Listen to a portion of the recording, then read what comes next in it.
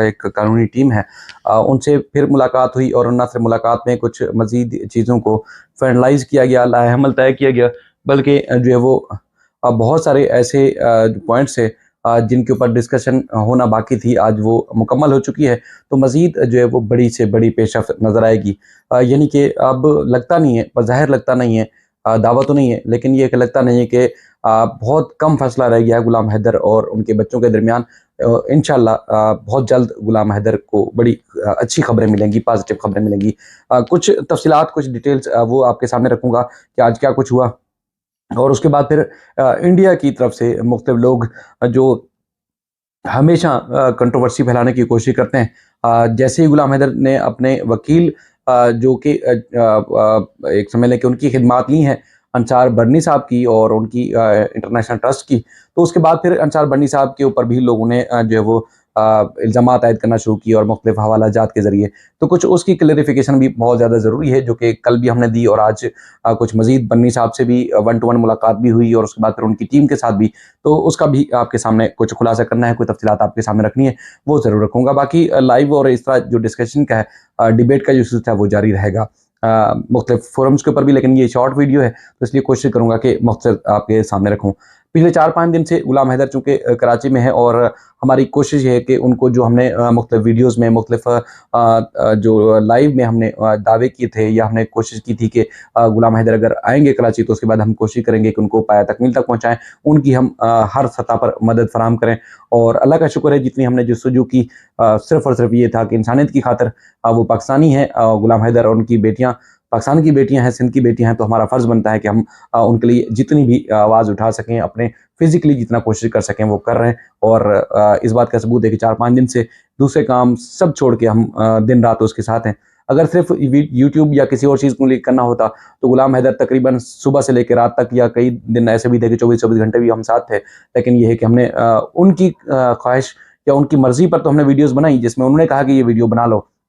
ये बनानी चाहिए। लेकिन आज खुद हमने नहीं किया कि हम उनको मजबूर करें या जगह-जगह जाएँ तो हम वीडियोज़ बनाना शुरू कर दें। तो इसलिए हमारी पूरी एक नेक नीति के साथ कोशिश ये है कि जो हमारा फ़ोकस है उनके काम की तरफ हो, कि उनको हम किस तरह जो है वो फ़ैसिलिटेट कर सकते हैं, किस तरह अपने ताल्लुकात और अपने जो एक जर्नलिज़्म का शोबा है उनके लिए जो है सर्व कर सकते हैं या उनको उनकी खिदमात के ज़रिए जो है वो फ़ायदा पहुँचा सकते हैं। हमने भरपूर कोशिश की और अल्लाह का शुक्र है वो मुतमईन है और उनके जो रिश्तेदार हैं, उनके वालिद साहब या उनके दीगर जो रिश्तेदार जिनसे मुलाकातें हुई हैं, वो भी काफ़ी मुतमईन नज़र आ रहे हैं। और चूँकि सुकून तब मिलेगा जब उनको बच्चे उनके हवाले हो जाएँगे। आज जो है वो एक बार फिर जब बुलाया गया था, कुछ ड्राफ्टिंग करनी थी, कुछ फाइनलाइज़ चीज़ें करनी थी अंसार बरनी साहब के जो उनका ऑफ़िस है उनके अंदर। तो उसके बाद गुलाम हैदर अपने एक जगह पे थे, एक प्लेस पे थे, वहाँ से मैंने उनको लिया और उसके बाद फिर उनके ऑफ़िस पहुँचे और तकरीबन 3 साढ़े 3 घंटे जो बरनी साहब के ऑफ़िस में रहे।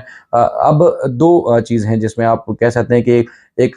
जो बरनी साहब ने हमें बताया कि उन्होंने हमारे सामने भी कुछ इंडियन जो कि मारूफ़ लॉयर्स हैं, मारूफ़ कानूनदान हैं, बड़े-बड़े हाई प्रोफ़ाइल केसेज़ में उन्होंने पाकिस्तान और इंडिया के दरमियान जो तनाज़ात थे, उसमें उन्होंने बड़ा अहम किरदार अदा किया उन वकला ने। और ना सिर्फ़ अहम किरदार अदा किए, बल्कि वो केसेज़ जीत के दिए। अंसार बरनी और उनकी मावनत से केसेज़ वो जीते गए। मुख्तलिफ़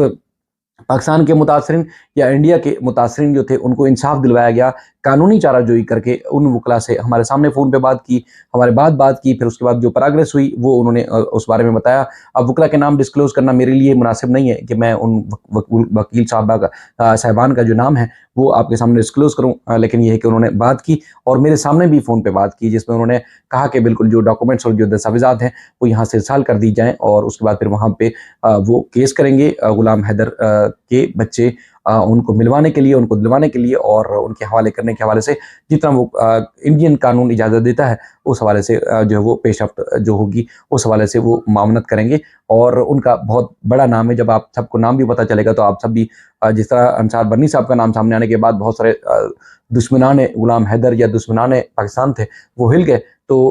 इस तरह जब इंडिया में मौजूद जब उनके वकला का नाम भी पता चलेगा तो कम से कम झटका तो ज़रूर लगेगा। उसके बाद फिर वो नहीं है जो आप एपी सिंह टाइप के लोगों को देख देख के बहुत सारे लोगों की आदत पड़ चुकी है कि वो कुछ गालम गलोच करें तो उसके बाद फिर जवाब में कुछ और गालम गलोच की जाए। कानूनी चीज़ होगी और कानून में रह के जहाँ दोनों देशों की जो इज्जत आबरू है उसकी साख का भी ख्याल रखा जाए और एक मजलूम बाप को उसके बच्चे भी मिलवाए जाएँ। जो एक थीम है, स्लोगन है, फोकस है कि एक गुलाम हैदर मजलूम है, उसके बच्चे वापस दिलवाए जाएँ, उनको बच्चे मिलवाए जाएँ। ये फोकस होगा बुनियादी तौर पर कि गुलाम हैदर को बच्चे दो, गुलाम हैदर के बच्चे वापस मिलाओ। ये समझ लें कि इस पे बात होगी। उसके बाद फिर यहाँ पाकिस्तान में भी जो उन्होंने डॉक्यूमेंट्स और कुछ दस्तावेज़ात तैयार किए हैं, यहाँ पर भी उस पे उन्होंने काम शुरू कर दिया है और मुख्तलिफ जो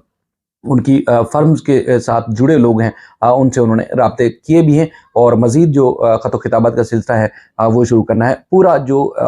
एक सानिया था गुलाम हैदर के साथ, वो सारा उन्होंने जो है वो राइटिंग फ़ॉर्म में दे दिया है उनको, आप ये कह सकते हैं। आने वाले दिनों में मज़ीद जो वो चीज़ें नज़र आएँगी। अब एक और बात बहुत ज़्यादा जो मैं इंतहाई बहुत ज़्यादा ज़रूरी समझता हूँ, रोशन अज़ीम साहब प्रोफ़ेसर डॉक्टर रोशन अज़ीम साहब हमारे इंतहाई मोतबर, इंतहाई माहिर, काबिल एहतराम, इंतहाई मुअज़्ज़ज़ वकील हैं, कानूनदान हैं और हमेशा उनकी जो इस काविश को याद रखा जाएगा और हमेशा उनकी इस सताइश को जो है वो सलूट पेश किया जाएगा। उसको कभी नहीं ना हमने भूलना चाहिए और ना हम कभी भूल सकते हैं। अच्छा, चूँकि इस बात का ना सिर्फ़ मालूम है, इल्म है, क्योंकि हम उनके साथ-साथ भी रहे और इस बात का अंदाज़ा भी है, तो लोग भी कोशिश करते रहे कि जब वो भी थे तो उनको भी कंट्रोवर्सी पैदा करके लोग जो है उनको जो है वो इब्तिदा से ही उनको जो है वो लोगों ने ख़राब करने की कोशिश की। लेकिन वो डटे रहे, उन्होंने अपनी इज़्ज़त, शान, आन पे कोई जो है वो हर्फ़ नहीं आने दिया, बल्कि वो हमेशा उन्होंने पेशरफ़्त की और पॉज़िटिविटी के साथ की। इस बात की तायीद मैं बरमला कह रहा हूँ, इस बात की तायीद अंसार बर्नी साहब के ऑफ़िस ने की, उनकी कानूनी टीम ने की और अंसार बर्नी ने बज़ाते खुद बाद में जब उनसे वन टू वन मुलाकात हुई उन्होंने भी की। जी हाँ, रोशन अली अज़ीम साहब ने इतने अरसे में जो कारनामे अंजाम दिए, जो उन्होंने काम किया, जो उन्होंने लीगल जो असिस्टेंस थी गुलाम हैदर को फराहम करने की, गुलाम हैदर की मौजूदगी में या गुलाम हैदर से पहले, वो इंतहाई भरपूर की, इंतहाई महारत के साथ की, इंतहाई तजर्बे और इंतहाई वलवले के साथ की, जोश व जज़्बे के साथ की, जिसका उन्होंने अंसार बर्नी साहब ने उनको एप्रिशिएट किया, उनकी गैर मौजूदगी में भी। कहने का मकसद ये कि कल चूँकि जो दस्तावेज़ात थे, जो डॉक्यूमेंट्स थे जो उन्होंने अपना जो एक फ्रेमवर्क था, वो उनके हवाले किया था, आपने उनकी तस्वीर में आपने देखा होगा। तो उसकी जब स्टडी की गई, उसका जब उसका मुताला किया गया, उसको जब देखा गया, उसका जब जायज़ा लिया गया, तो उसके बाद उन्होंने इस बात को एप्रिशिएट किया कि वाक़ई उन्होंने तो काम तो बड़ा कमाल किया हुआ था। क्योंकि मामला बहुत आगे बढ़ना है, बहुत आगे जाना है और एक मज़लूम को उसका इंसाफ दिलाना है। तो इसलिए गुलाम हैदर चूँकि मेन ज़ाहिर है उनके बगैर तो कोई और इफ़ेक्ट है ही नहीं। तो अब गुलाम हैदर ने चूँकि रोशन अज़ीम साहब की समझ के साथ जो है वो चीज़ को मिलाया है अंसार बर्नी साहब को, तो इसलिए अंसार बर्नी साहब की मौजूदगी हमें जो अगर शायद ताख़ीर हो जाती, उसमें इंसाफ दिलाने में जल्दी होगी, तो इसलिए अंसार बर्नी साहब को इंक्लूड किया गया है या आप ये भी कह सकते हैं। लेकिन ये है कि अंसार बर्नी साहब ने उनको सताइश किया, उनको एप्रिशिएट किया, उनकी टीम में भी उनको एप्रिशिएट किया रोशन